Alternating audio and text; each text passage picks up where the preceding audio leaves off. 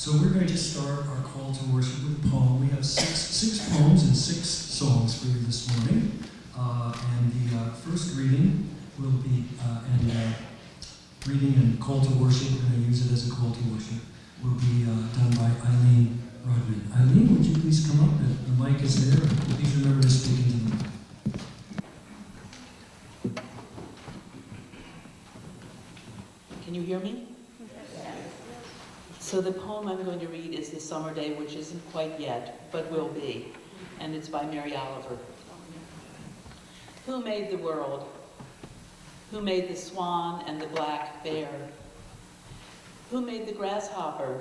This grasshopper, I mean, the one who has flung herself out of the grass, the one who is eating sugar out of my hand, who is moving her jaws back and forth instead of up and down, who is gazing around with her enormous and complicated eyes. Now she lifts her pale forearms and thoroughly washes her face. Now she snaps her wings open and floats away. I don't know exactly what prayer is. I do know how to pay attention, how to fall down into the grass, how to kneel down in the grass, how to be idle and blessed, how to stroll through the fields, which is what I have been doing all day. Tell me, what else should I have done? Doesn't everything die at last and too soon? Tell me, what is it you plan to do with your one wild and precious life?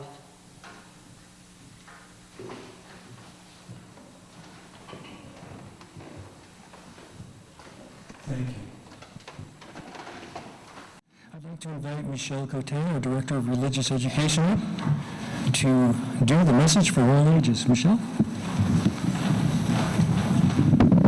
Good morning. Good morning. Oh, you guys did much better than 9 a.m. I had to have them do it again. The service today is a blend of poetry and song, which to me, song is a form of poetry. But when I was a kid, I liked music, but I didn't like poetry. And I thought, whenever I had to do poetry in school, I was like, ew, poetry, I hate poetry. And then I got to be a teacher, and I had supervisors, and one of them told me, she was the writing coordinator for the school I was working in, you must teach the children poetry. And I went, oh. Luckily, I happened to have this teacher, this coordinator, because she taught me many things about poetry that I didn't know, and one of them was really how to have fun with it. And so this poem that Michael chose is, to me, one of the fun poems, and also one of the poems that tries to take something from nature and explain it in a fun way. And it's called Wind on the Hill by A.A. Milne.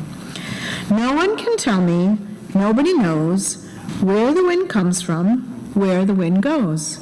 It's flying from somewhere as fast as it can. I couldn't keep up with it, not if I ran. But if I stopped holding the string of my kite, it would blow with the wind for a day and a night. And then when I found it, wherever it blew, I should know that the wind had been going there too. So then I could tell them where the wind goes, but where the wind comes from, nobody knows. So that's just a fun poem. And at this point, we are taking the light from our chalice and bringing it to our religious education program, and Kate Sullivan is going to help carry the lantern today.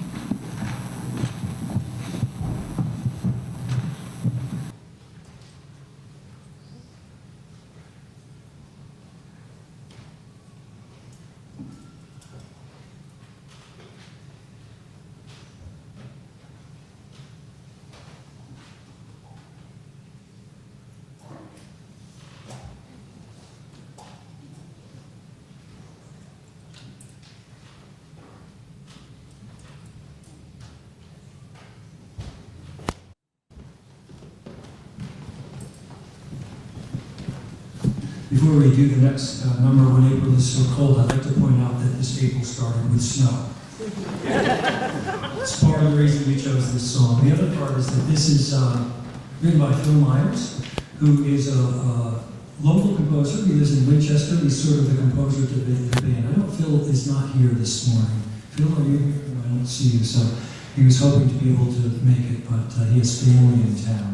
So this is a favorite of ours. Phil is sort of the composer to the band. We feel like we're honored to have him when April is gone.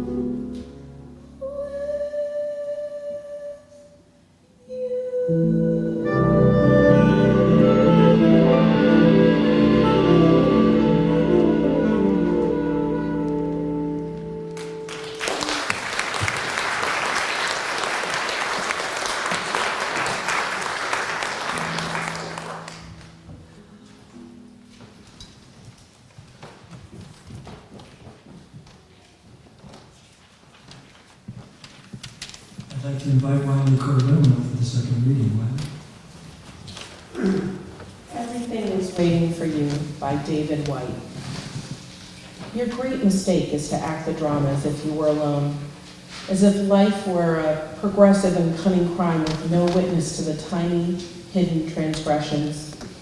To feel abandoned is to deny the intimacy of your surroundings.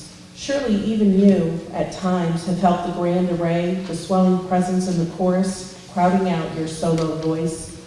You must note the way the soap dish enables you, or the window latch grants you freedom.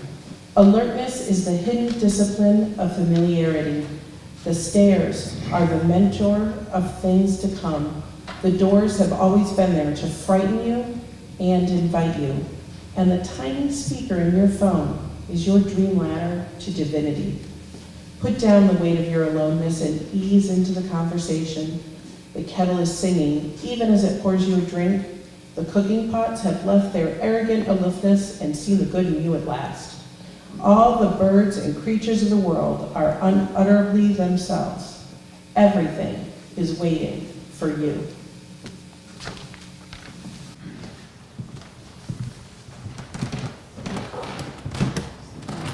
Thank you, Wiley.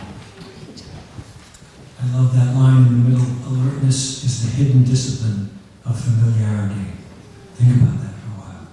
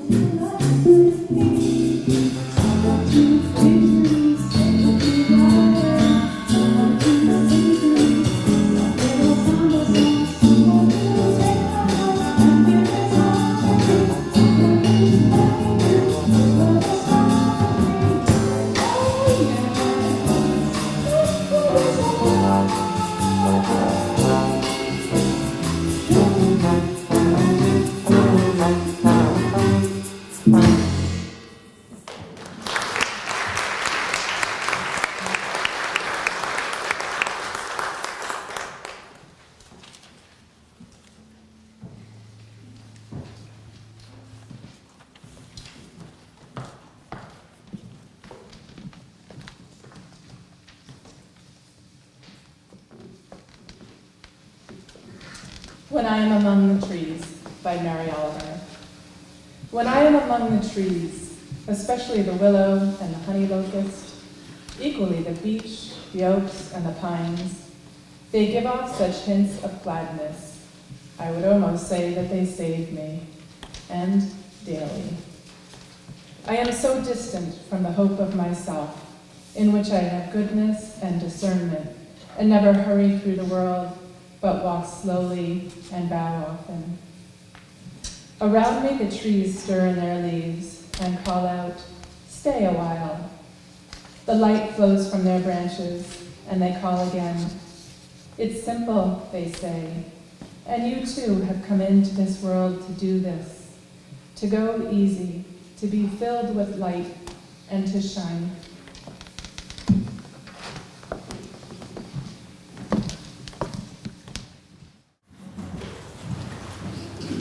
While I was preparing for this morning's worship service, I worked with our own Janet Beatrice about publicity for the event. Janet is great about getting the word out to the press regarding all things FPC. To help herself position this morning correctly, jazz music with poetry about joy and gratitude, she asked me what today would be about. Some of you may know I like to write limericks, and so I quickly penned one for Janet. Well, there's music and poetry too. After all, they may just have to do. So what if our prayer reaches nobody there? Making sense in the end is up to you. I don't think she sent that to the press. But that's it. That's the message of this morning's worship. At the center of this time we have together is John Daniel's wonderful poem, Cinders and Flowers. It's a poem about the famous Mount St. Helens eruption, and especially about the time that has passed since. Accordingly, I thought I'd give you a little background about Mount St. Helens, which is depicted on the front of your orders of service. Unfortunately, we could not print those in color. We could not afford to. It's a little expensive to print in color. But if you'd like to see a beautiful color picture of the mountain, please visit the table in front of the altar after the service. Mount St. Helens is part of the Cascade Mountain Range and is an active stratovolcano located in Skamania County, Washington. It's 96 miles south of Seattle and 50 miles northeast of Portland, Oregon.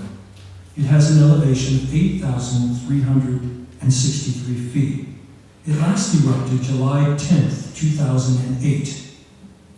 But the big one that we all remember took place on May 18th, 1980, at just about 8:30 in the morning local time.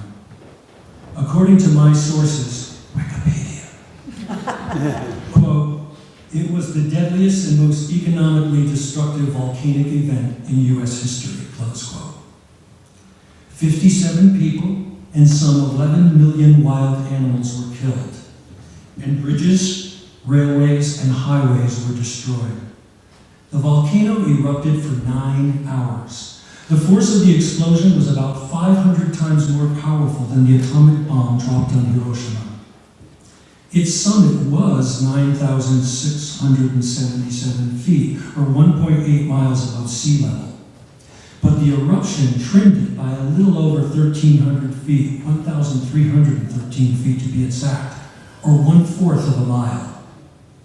The eruption flattened, that is, utterly destroyed 4 billion feet, billion with a B, 4 billion feet of timber. 250 miles away, the city of Spokane, Washington was covered with ash. You can still see video clips online of people wearing face masks, removing several inches of ash from the driveways and walks using snow shovels. And we thought we had a hard winter 2 winters ago. The blast killed every living thing within 230 square miles. That is roughly the area of Clinton, Hudson, Northborough, Westborough, Marlborough, Framingham, Sudbury, Minot, Harvard, Foxborough, Bolton, Acton, and Stow combined. But the main point is that in less than a day, mountaintops can simply disappear. Our world seems so stable but it's not. Everything is always changing, even the ground beneath our feet.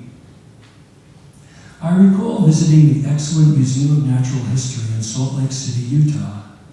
There's an exhibit there where a sphere about 6 or 7 feet high represents the Earth and its continents projected onto the surface of the sphere from within.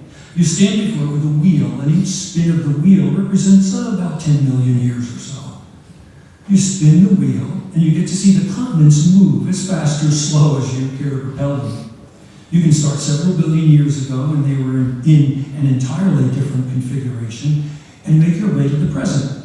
Or you can even run the geological movie in reverse. The continents seem to simply swim through the seas, drifting about, crashing into each other, reforming and changing. You learn, among other things, that the center of the United States was once a vast, shallow ocean. Well, this excellent exhibit demonstrates, as I'm sure you know, plate tectonics. Plate tectonics is the cause of all our earthquakes and volcanoes, the force that thrusts the mountains up and tears them down.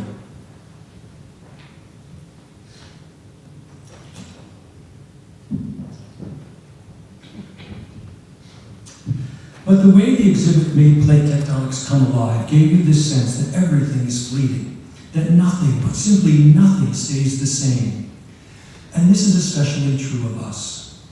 One spin of the wheel, 10 million years. Ultimately, everything about us, in the virtually infinite scheme of things, says that we, the humans on this planet, pass away in a moment and are nothing but a rounding error, through time, in space, or by mass. Since we're talking about huge geological time periods, let's start with that, time. The Earth, forget the universe, let's just talk about the Earth, is 4.5 billion years old. We get to be here for what, 75 years on average, give or take? So a human lifetime is less than 2/1,000,000ths of 1% of the life of this planet so far. A rounding error. We've talked about time, how about space? Not merely our planet, not merely our solar system, but our entire galaxy is a dust speck in the vast reaches of the universe, one of 100 billion galaxies just in the part of the universe that we can see. All of humanity, merely a rounding error. Let's talk about mass. The Earth's mass is about 6 sextillion tons. That's a 6 with 21 zeros after it. All of humanity, weighed on a scale, is less than 2/1,000,000,000ths of 1% of the Earth's mass. We're like microbes on the skin of an unwashed grapefruit.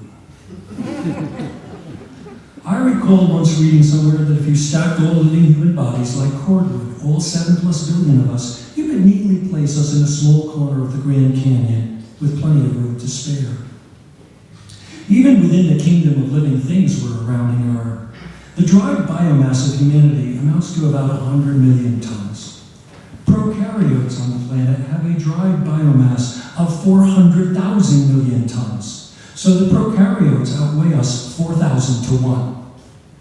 Prokaryotes are what we commonly call bacteria. How about all of humanity versus all of the fish? How about all of humanity versus the gazillions of insects, for God's sakes? If we, little rounding error of living beings on the planet that we are, were to wipe ourselves out through nuclear war, or global warming, or biowarfare, or whatnot, well, over 99.9% of the species that have ever lived on this planet are extinct.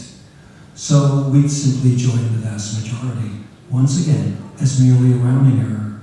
And life itself would go on, maybe ultimately evolving its way to a kinder, gentler version of mankind. Oh, who can tell me? Nobody knows where the wind comes from, where the wind goes. The facts are that we are a tiny, insignificant, utterly fleeting, and unimaginably ephemeral phenomenon. And to that I say, therefore, joy and gratitude. But that doesn't have to be the conclusion. No, that doesn't necessarily follow. I have taken enough logic courses to know that Fleeting and insignificant, therefore joy and gratitude is not a valid syllogism. Indeed, many take an opposite view. Fleeting and insignificant, therefore sorrow and despair. It's simply a choice, and it's ours to make. And I think this is what the wonderful poem, Cinders and Flowers, remember that's what this is about. Cinders and Flowers is all about. In the face of loss, uncertainty, and change, confronting the volcanic eruptions that happen in our lives, will it be cinders, death and ashes, or flowers, color and life? It's up to us. It's up to you. You'll hear in just a moment what John Daniel chooses, in spite of pain and loss. So, with no further introduction or editorializing, the poem.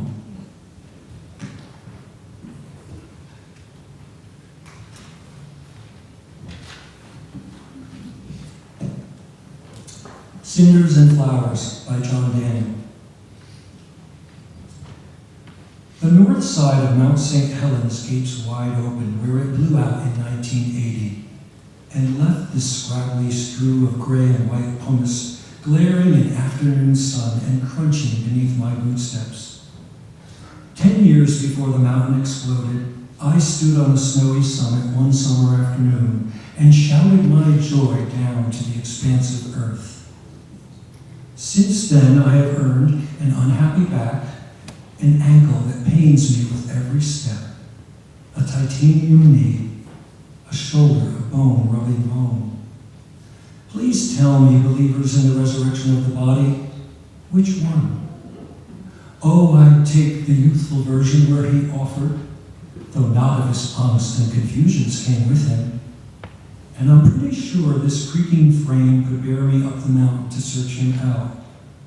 But why? That peak where he stood and hollered, wanting nothing that was not there, is not there.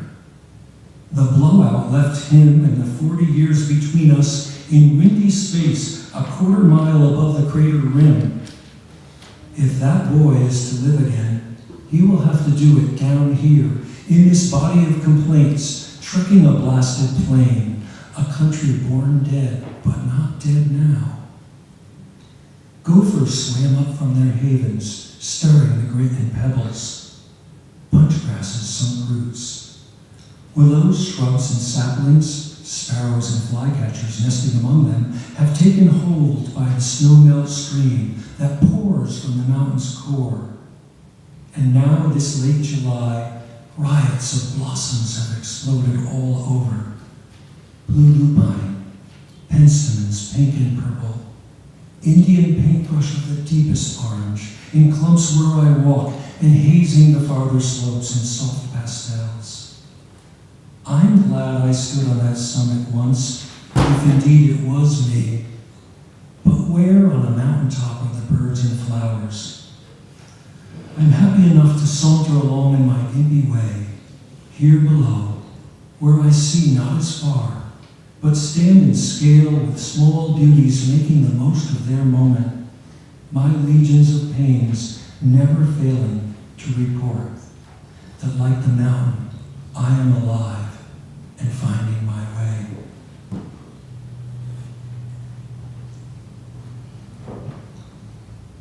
Let us make the most of our brief moment. As Rumi says, there are at least 1,000 ways to kneel and kiss this beloved earth. Thank you.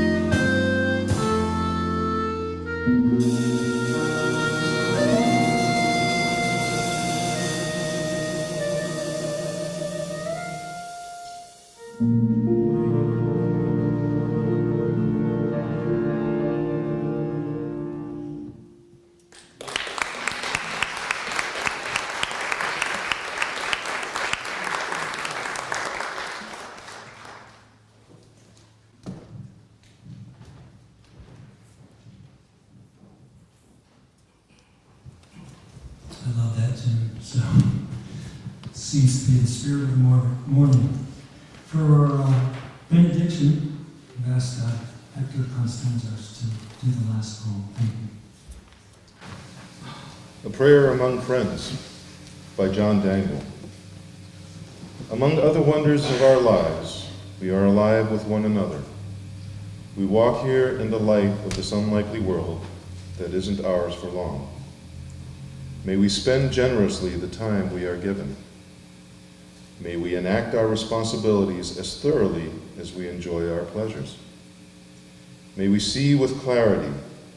May we seek a vision that serves all beings. May we honor the mystery surpassing our sight.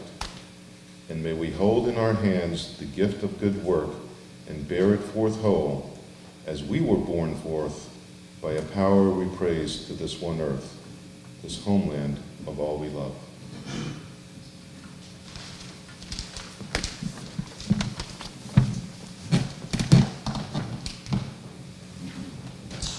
Thank you, Hector.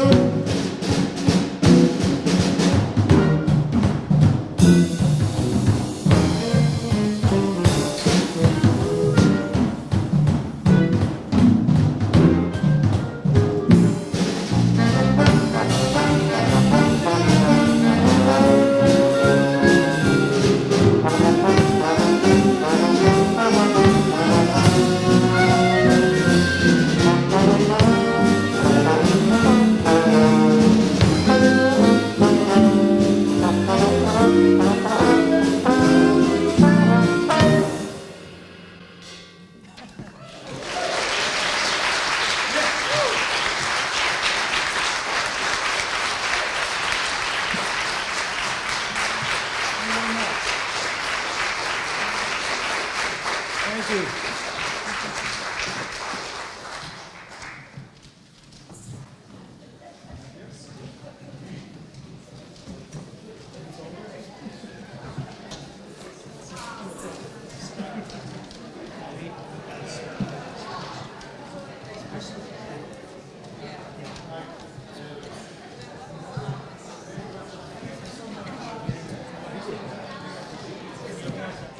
Good job, Scott.